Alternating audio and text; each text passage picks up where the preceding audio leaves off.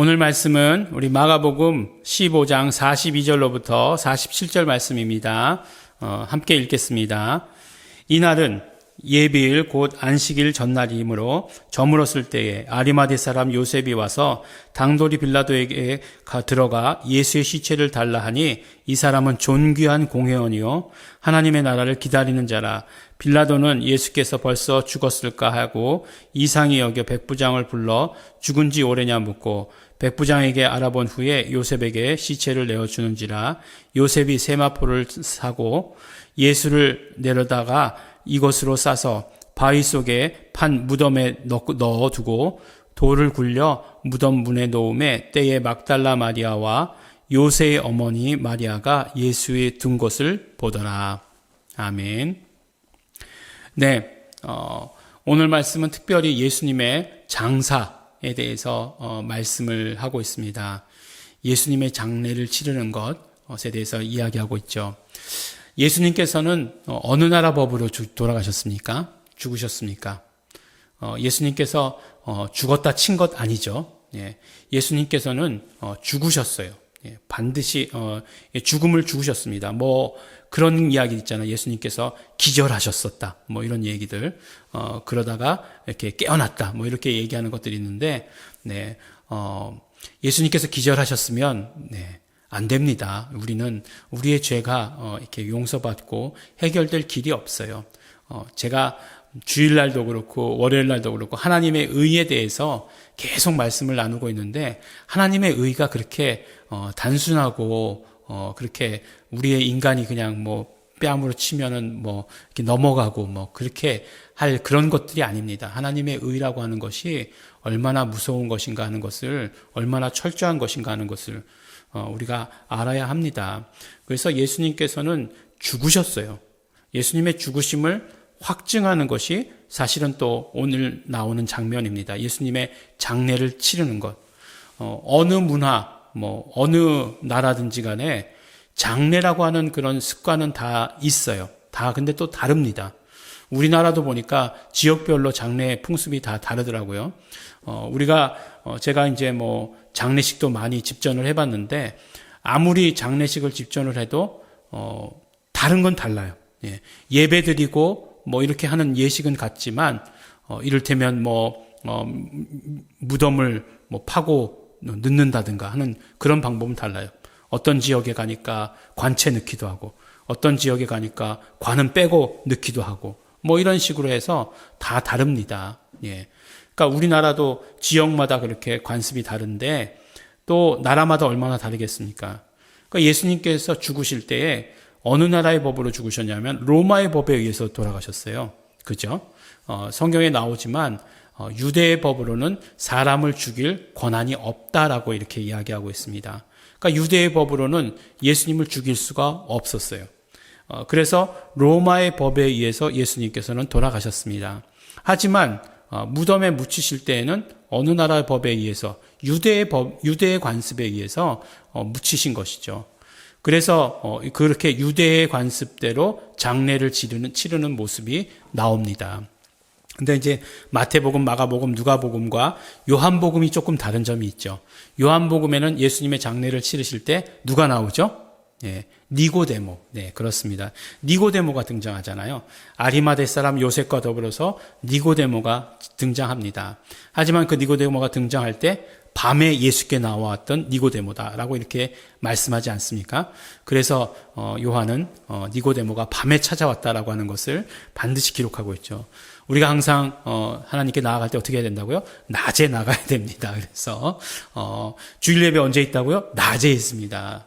밤에 이렇게 주일 예배 드리면 안 돼요. 그러면 요한 같은 사람이 밤에 주일 예배를 드렸던 뭐 누구 이렇게 합니다. 농담이에요. 누구를 뭐 생각해서 한 얘기 절대로 아닙니다. 근데 이제 다른 마가복음, 오늘 우리가 본 마가복음에는 아리마대 사람 요셉이 나오게 되는 것이죠. 그러니까 이 예수님의 장례는 그 장례가 가지고 있는 의미가 있는 거죠. 첫 번째 의미가 뭐라고요? 바로 예수 그리스도의 죽으심을 확증하는 것이죠. 로마의 법으로 죽으신 예수님의 죽으심을 확증하는 것. 그것이 바로 예수님의 장례입니다. 죽음이 있어야 부활이 있는 것이에요.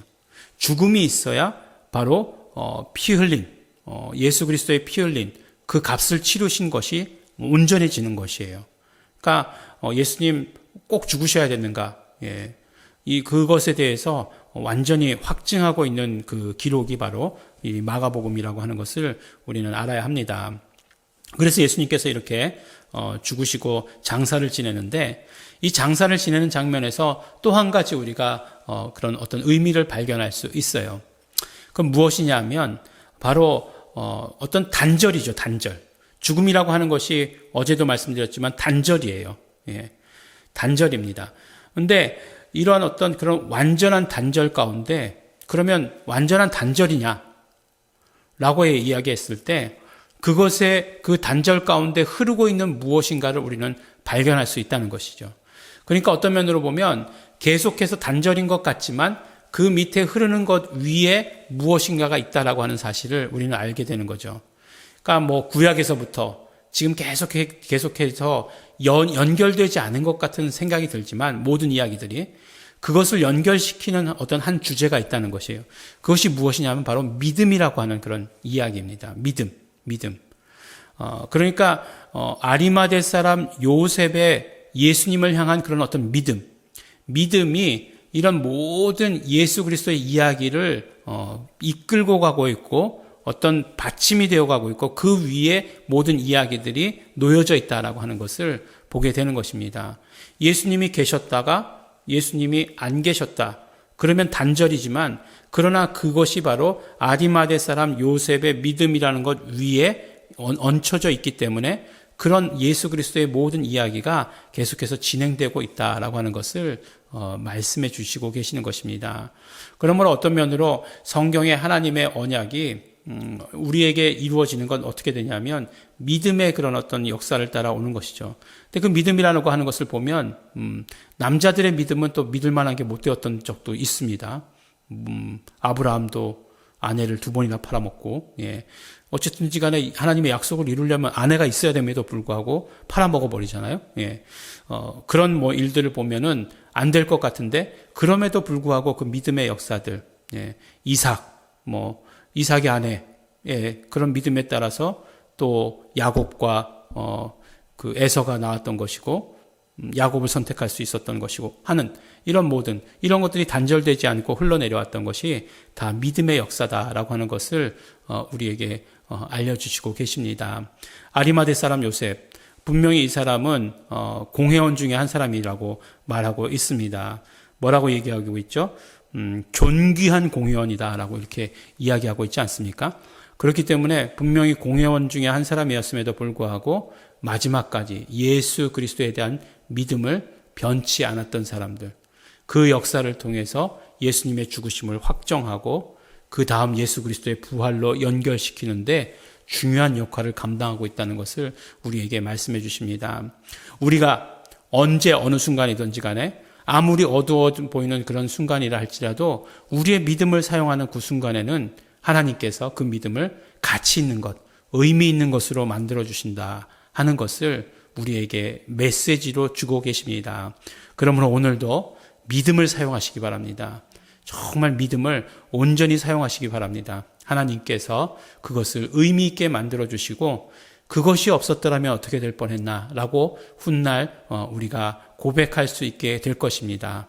믿음을 사용하시는 우리 성도 여러분 되시길 바랍니다. 우리 기도하실 때 우리 감사하시면서 기도하시기 바랍니다. 예수 그리스도의 죽으심, 부활하심으로 말미암아 우리의 모든 죄가 용서받고 우리 구원 얻게 된 것, 죄사함 받게 된 것 감사하시기 바랍니다.